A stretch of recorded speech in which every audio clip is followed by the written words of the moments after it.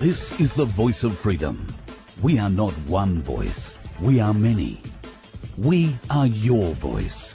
But we can only be effective if you use your voice. Your voice. This is the voice of freedom. We will not hide from the truth. We will ask the hard questions until we are sure we have the truth. Welcome to the voice of freedom, where your voice will never be silenced. Well, g'day folks, how you going? Sorry I missed a show last night. I had a huge day yesterday. So this one's just a quick one to tell you about tonight's show. Tonight's show was going to be tomorrow night's show, but due to circumstances beyond our control, the Galactic Larrikins couldn't be with us tomorrow night. So we're doing Sheree's Q&A tonight. We'll do it at 6:30 Australian Eastern Standard Time, 7:30 Australian Eastern Daylight Time. So if you want to be part of that and you have questions that you'd like to ask me or the Galactic Larrikins or Sheree, then email Sheree at vofhq.com. That would be pretty cool, and we'll try and fire off a few questions. She's quite insistent about all of this. I don't know what questions she's going to be asking, but we'll endeavour to find out. Tonight could be a bit of fun, could be bloody hellish. I don't know what the hell's going to happen. Fair few things going on in the world. Yesterday, very, very busy day for me. I wound up spending most of it on the phone trying to help out Paul Offey, who is the owner of the Freedom Truck that has been captured by, let's call them the AFP and the ACT. Apparently, ACT can now hear cases in Victoria. It's quite unclear whether cases in Victoria. Anyway, there was a hearing yesterday. There were a few things said and done.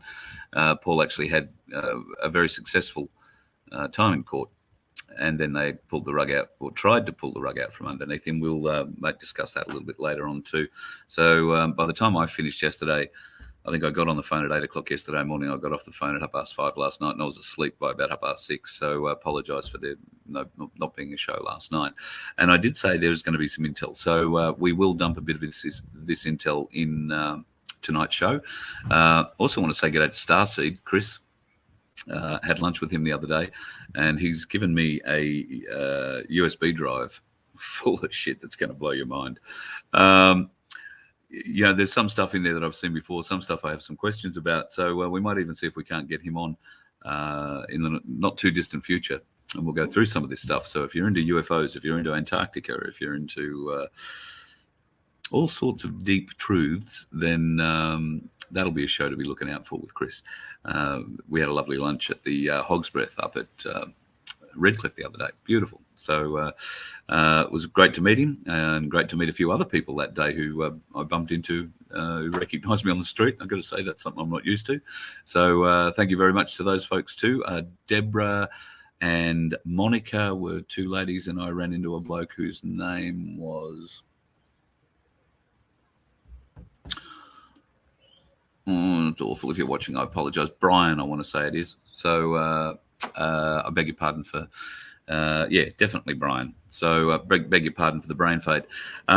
So yeah, great to see everybody. So thank you very much. And tonight's show at 6:30 Australian Eastern Standard Time, 7:30 Daylight Savings Time.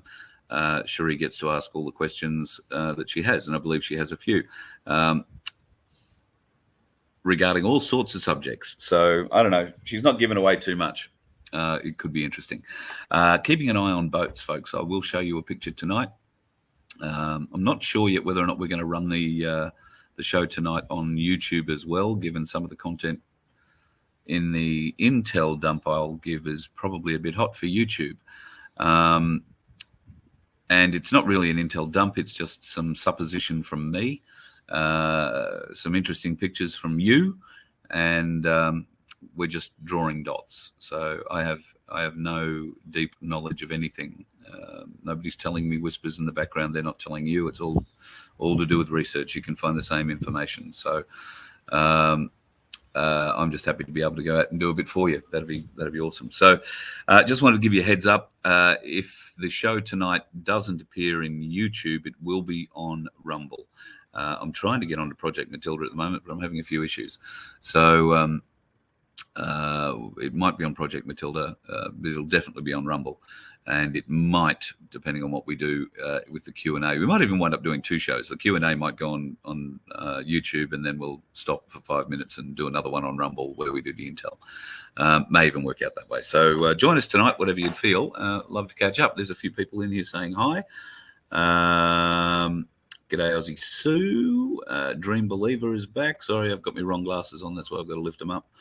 Having a brain fart. I have that all the time, JJ. It's the smell that I find abhorrent. What are you going on with? Massive amount of layoffs next year. Yes, I've heard there is going to be a lot of layoffs next year in various areas. And Sudsy, you've got one about the dots being connected. Yes, I would agree that is definitely the case. And in fact, the boat that I'm going to show you a picture of later on tonight, I think is heavily involved in that. And believe it or not, I actually ran into that boat. Had a great long discussion with Black Sheep about it while we were in Tasmania. It was in Devonport. We were trying to figure out what exactly it was. So I'll have some pictures. It's interesting. It has another little boat with it. Looks an awful lot like a gunboat that sort of keeps people away from the ship on the while it's tied up alongside. So anybody who's on the water can't get too close to it. Why would they be doing that, one wonders? But anyway, Corker, where are you? Where is over here? Why are you lonely? There is no reason to be lonely. There's plenty of us out here. G'day, Betty. G'day, Lisa. And Christine, good to talk to you or see you on here. Ladies and gentlemen, Christine, she's not doing it at the moment, but Christine is an absolutely brilliant animal artist. And if you have a loved one of the furry kind, then can I just tell you that Christine in the chat is a bloody legend. Don't get in contact with her yet. She's too busy doing other things to actually do too much painting at the moment. But next year, hopefully big things for Christine. And I have some magnificent artwork to show you. She's looked after us with a magnificent painting of Chile and the 2 healers that used to be on the property we lived on the Sunshine Coast. And can I tell you, they are like pictures. It's amazing. So if you've got a loved one of the fur kind and you want an image hand painted, then Christine's your gal. G'day, Scott. Good to catch up with you. Crunch.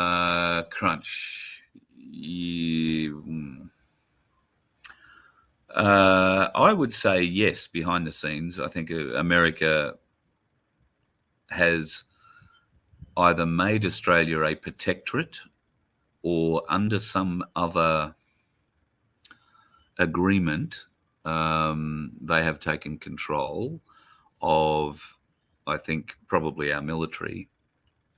I've still heard stories but seen no pictures or proof that there are, pardon me, I'll just get that off the lens. I've seen no pictures or proof of Australian warships being reflagged American. If anybody's got any pictures like that, love to see them. But there are, I believe, quite a number of Australian naval vessels in Sydney Harbour at the moment. So it should be pretty easy to see if they're flying an Australian flag or any other kind of flag. If you're in Sydney and you're down around the harbour, please go and give that a bit of a go and give us some idea. Or it doesn't matter what harbour, go and have a look. If you're in one of the bigger harbours around Australia, Darwin, Townsville, Gladstone, Brisbane, Melbourne, Adelaide, Port Adelaide's a fairly large port, but Port Augusta's also another one. There's another one I want to say over at Whyalla. And then around the bottom, there's not too much in the Gulf, but once you get around the bottom of Australia, I think there's Fremantle, there's Rockingham, and of course, I'm sure Albany, I want to say, is on the coast. Used to be a whaling station there, so they may have port facilities, but whether or not they can berth a big ship like that, I don't know. Keep an eye out, folks. We want to see where our Australian warships are, and particularly what flag they have on them. With a little bit of luck, we might get a little bit of intel on that from you guys, because I can tell you there is not too much going on out in Moreton Bay in Brisbane. I had a bit of a look there the other day. Hey, Mason, how lovely to bloody hear from you, brother. Good to talk. Love to Donna. Hope things are going well after her operation. I'm sorry I haven't called you. I owe you a phone call. Sudsy, what else are you saying here, mate? We're meeting up for a porterhouse steak, medium rare, and chips and salad. Yep, absolutely. I'm up for that, brother. And I'd have the same thing, pretty much exactly the same way. Oh, no, brothers from different mothers. Oh, here we go. What have you got for us, Peter? You can tell us exactly who's behind all of this and what's the best way to send you this info. Peter, I'm very keen to hear whatever you've got to say. Carl at vofhq.com is my email address. If you have Signal or if you have WhatsApp or whatever, you can probably find me through there. But Carl at vofhq.com will usually find me. And now that Sheree is looking after a lot of the other email, I get to get through the ones to me mostly reasonably quickly, mostly. Yes, the Aussie Cossack, he's doing pretty well. Aussie Cossack, well, the Aussie Cossack could do a lot of things, Crunch, but I think he's pretty tied up with what he is doing at the moment. So, so the Australian flag's been taken down, but the Chinese flag is flying again. Gee, that sounds great. That's from the fan channel, from the Aussie Cossack. Look out, we're being invaded by Aussie Cossack fans. Don't mind that. Love the Aussie Cossack. He's a good man. And love to Mrs. Cossack, who I've got to say really doesn't look like she's enjoying the police attention. Poor dear, but she can't go outside the bloody door and not be harassed. So he's doing a great job keeping that up. Sunflowers in the house. Hello, girl. Lovely to see you. Full steam ahead for the Freemasons' New World Order. Well, good luck, Stuart, with that. As far as I'm confined, most Freemason buildings are closed for renovation or something else, or somehow now being rented out for public use. Thinking about holding a Voice of Freedom live event in a lodge. If they're going to throw me the keys, I'll be opening every door in the place, I can tell you. It'd be an interesting time trying to do that, I can tell you. What else? Canberra, Townsville at the moment. Billy, is that where you are? Canberra in Townsville at the moment. Or it's like Canberra in Townsville at the moment. Really disappointed we couldn't get up to Townsville weather and whatnot. Notwithstanding, there are some big issues to deal with in Townsville, from local government all the way up. We will get to Townsville, folks. Just don't know if it's going to be, well, it won't be before Christmas now. And obviously it's going to be a bit warm, maybe a bit wet during January. February, probably still a bit warm and a bit wet. So we'll probably look at March before we get back up into far north Queensland, I suggest. G'day, Pete from Jarvis Bay. Good to see some people from all over the countryside. I wonder what Navy vessels are around Jarvis Bay at the moment, Peter. Anybody got a good camera? We also heard through Guru's show the other night that he has, well, I was talking to him. I don't know if he said this on his show when he was talking to me. Said that he's heard the 7th Fleet is on the way. That's the US 7th Fleet. That would be, if memory serves, at least 2 aircraft carriers, at least 3 submarines, nuclear submarines, and a number of support vessels numbering, I think, up to about 11. I want to say that that fleet, that battle group, consists of nearly 20 different elements. So if that's on its way to Australia, that's a fairly significant show of force. And obviously the 7th Fleet just doesn't turn up in one port. That'd be enough to pretty much envelop the whole country, I would have thought. And with 2 aircraft carriers, they would have the ability to own the skies as well, obviously with the ability to refuel on the ground here, various different places. I've got to say, had some videos sent through, which I'll dig out and play in tonight's show, just for the sake of showing it. But there has been a lot of flight operations happening out of Amberley, a lot of F-35s and a lot of F-18s taking off. F-18s look to be fully laden with weapons, and the F-35's harder to tell because they store their weapons internally. There have also been some very interesting aircraft that have been staying at the base. Unfortunately, when I was made aware that they had been there, the guy who told me that hadn't taken any photos of them. And when he went back the next day to take some photos of them, they both departed. But there were 2 very, very interesting aircraft, 747s, all painted white, that were just sitting on the ramp at Amberley. We could speculate on what those two white 747s might be doing. And we might on Rumble a bit later. Be another story. You know how that works. Another glance here. Pinaroo, South Australia. What a beautiful part of the world. I drove through Pinaroo once. never stopped. G'day from Toowoomba. Hello, Elizabeth. Lovely to have you on board. Rumour has it there will be another lockdown. Yes, there is plenty of rumours about plenty of lockdowns, and rumours are rumours. When it happens, it happens. Just be ready for it, just in case. Wow, Rod, that's a bit distressing. You serve Mason buildings that have preschools in them now? Wow. That's, wow.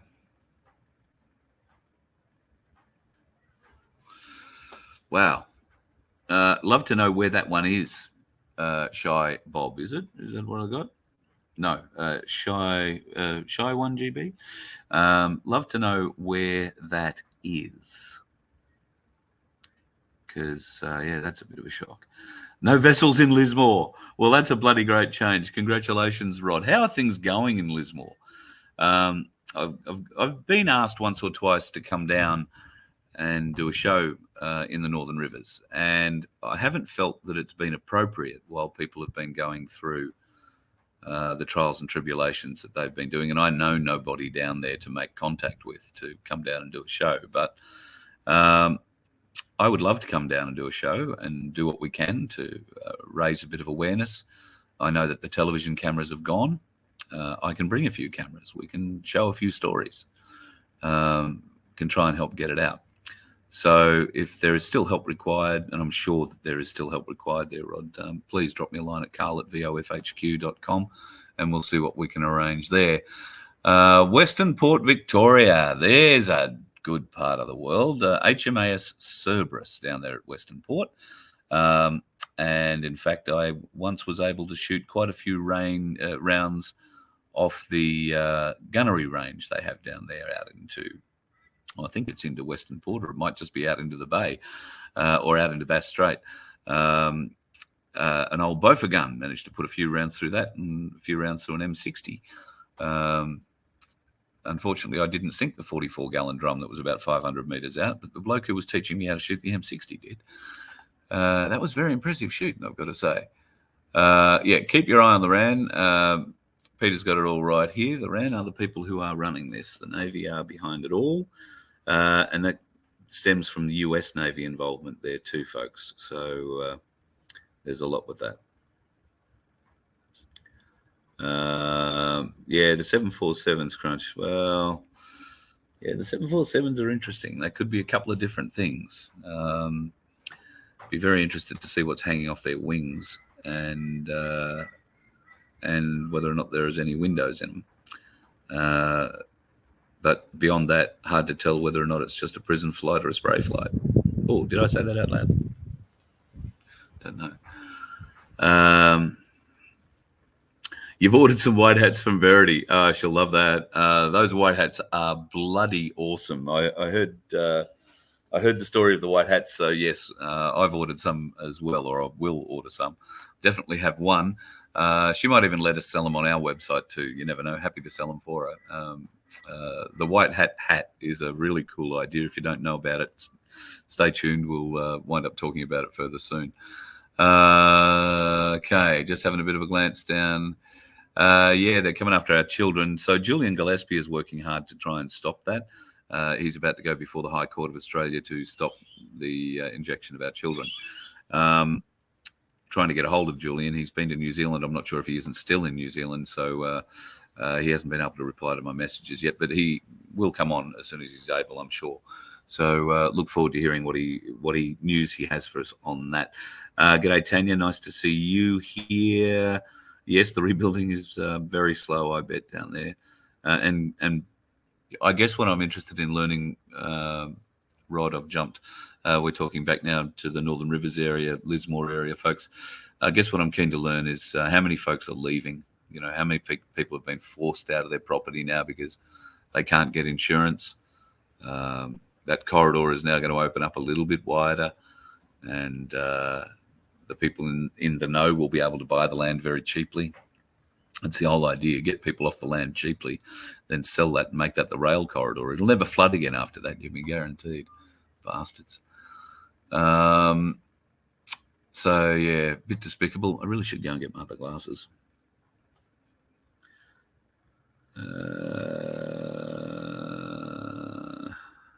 Wow, that's an interesting one, Georgina. 747's flying at 200 feet above sea level. That's a bit interesting.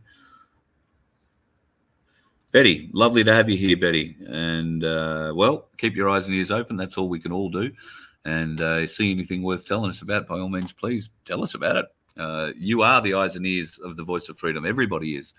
We hear all sorts of reports from different folks all over the place, and we try and check them all as best we can. Some of those reports are, if you like, furphies, misnomers, or stories designed to lead us up a path, lead us off track, or to give us a distraction away from what the real story is.